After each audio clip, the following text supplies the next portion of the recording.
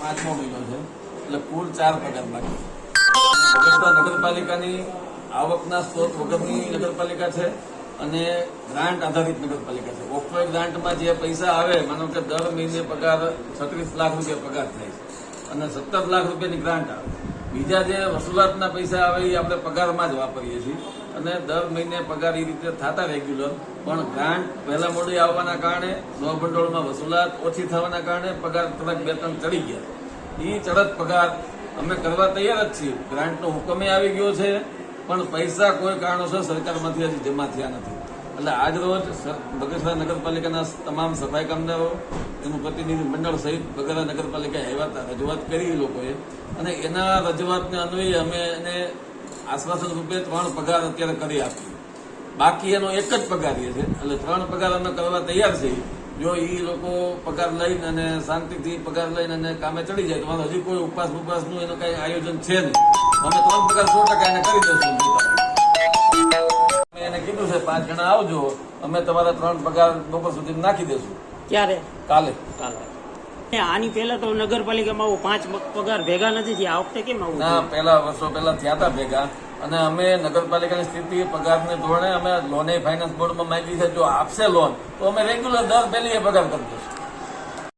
અમે એવું ચેમ્બર વતી હું વચન લઉં છું કે જ્યાં પણ અમારી જરૂરિયાત પડશે ત્યાં અમે તમામ વેપારી સફાઈ કર્મચારીઓની સાથે છીએ।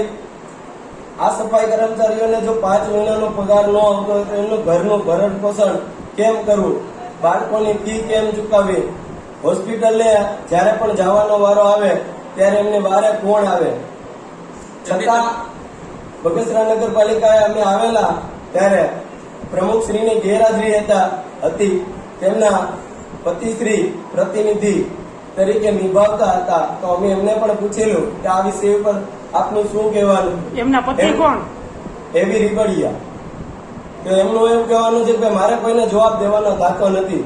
તો મેં એને ઉગ્રતાથી પૂછ્યું કે ભાઈ હમણાં તમે BSNL ના 14 લાખ રૂપિયા જેવા તમને એ લોકો ભરી ગયા છે, તો એનો હિસાબ તો લોકોને આપો, એમાંથી પગાર પણ તમે ચૂકવી શકો છો। ના હોય તો પણ 2 મહિનાનો ત્યારે ચૂકવી શકાતો હતો 3જા મહિનામાં, છતાં ચડત પગાર થયો છે।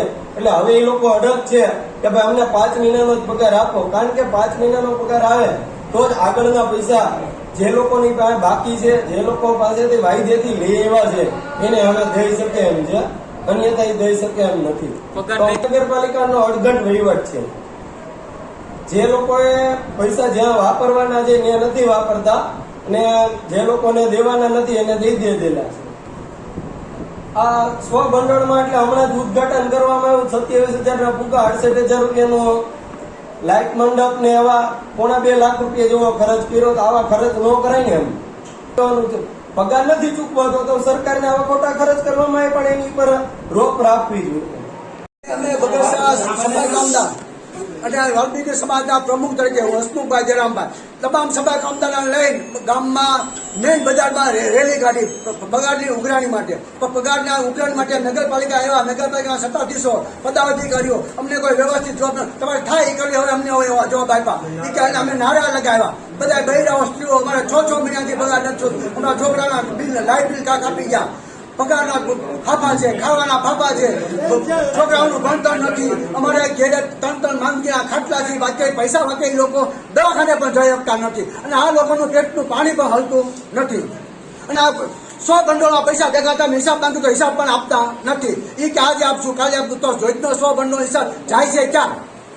14,65,885 14/3/2024 વસૂલાત કરી છે। એ વસૂલાત કરી એ 100 ભંડોળના પૈસા ક્યાં ઉપયોગ કર્યા? સભ્યોને 10,000 15 હપ્તો બાકી દેવામાં આવ્યો છે।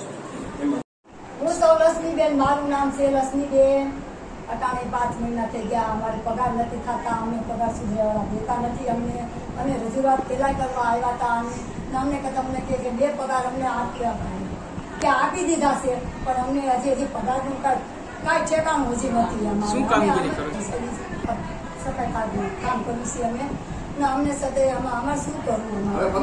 તો સાહેબ અમે ક્યાં જાય? શું કરશું? અમે ક્યાં જાય? કેવી રીતે રોટલા માંગવા જાય? અમને કોઈ ગામમાં નથી ઉભા રહેવા દેતા, અમને કોઈ રોટલો નથી દેતા, અમને અન્ન નથી દેતા, પાણી નથી દેતા। અમારે બધા બિલ ભરવા કે ઘરમાં રાશન રાશન ભરવા ભરવા. કે અમારે કરવું હું કે અમારા ઘરમાં અમે વિધવા બાયું સહી. જાવી ક્યાં અમે જાવી ક્યાં વિધવા બાયું? અમે કોની પાસે માંગવા જઈએ? મહિના થઈ કે ગયા. અમને દ્યો. અમારા છોકરા નાના મૂકીને અમે ક્યાં જાય? છોકરાને ક્યાં મોકલવા કામે ભલે ભણાવવા કે નોકરી ધંધે લગાડવા? ભણાવવાની કયો? તૈયારી ઉપર સરકાર એમ કહે છે ભણાવો ભણાવો. અમે કેમ ભણાવી? નગરપાલિકા એમ કહે છે, થઈ જશે બે જ મહિનાના. કાંઈ એક કાંઈ બે, કાંઈ એક કાંઈ બે. તો અમે 5 મહિનાથી અમે ગામવાળાને શું છે કે અમરેલી જિલ્લામાં પગાર થતા હોય દર મહિને તો અમારા બગસરા તાલુકામાં કેમ નો થાય? ગામો ગામ બધે પગાર થાય તો અહીંયા જ કેમ નો થાય? અહીંયા ઘર એના પેટ મોટા છે કે અમારા પેટ નાના છે? નાના છે. એટલે અમારું એમ કેવું છે કે અમારા જ કેમ પગાર નથી થતા? એટલા પગાર ભેગા થાય છે. ગામો ગામ બધે નગરપાલિકાઓમાં જિલ્લાઓમાં બધે પગાર થઈ જાય છે. બધે કિસ્સા મળે છે. બધે કિસ્સા મળે. હાવણા બંધ થઈ ગયા છે. આ જે ખાતારું ભરે છે એને ગ્લાસ નથી મળતા, એને પૂરી વસ્તુ નથી મળતી. હાવણા બંધ થઈ ગયા તો બધી ગ્રાન્ટો આવે જ છે, ઉપર સરકાર દે જ છે, તો આ લોકોને કેમ મળતી નથી? એટલે અમારું એમ કહેવાનું છે કે આ લોકો ખાઈ જાય છે કે એને દેવા નથી કે એને મફતનું અમારી પાસે કામ કરાવવું છે. 5 મહિના થયા, એના મહિનામાં એકવાર ઈ સીટ ઉપરથી ઉતરી જાય, અમને કરાવી દે તો અમે એને બતાવી દઈએ કે કેમ ઘર હલાવાય છે અને કેમ આખું તાલુકો હલાવી દઈએ, અમે બતાવી દઈએ એને. પણ અમારું એમ કહેવાનું છે કે એને કઈ જવાબ જ નથી દેતા. પગાર માટે આવી તો એમ કહી દઈએ કે થઈ જાય થઈ જાય. આના માટે ઉભા રાખો. 5-6 મહિના છે અમારે ઘર હલાવા ન હલાવા. હવે અમને ગામમાં દેતા બધા બંધ થઈ ગયા છે. અમે ક્યાં જઈએ? બગસરા જ ના કોઈ જાય. અમે કામ જ કરી છીએ. અમે એની પાસે મફતનું લેવા નથી આવતા. અમારો હક છે અને અમે માંગી છીએ. તો અત્યારે એમ કહે છે કે થાય તો 2 પગાર થાય, નકર 2 પગારમાં 5 મહિના થયા અમારે કેને દેવા? ઘરમાં રહેવું કે અમારે એને દેવું?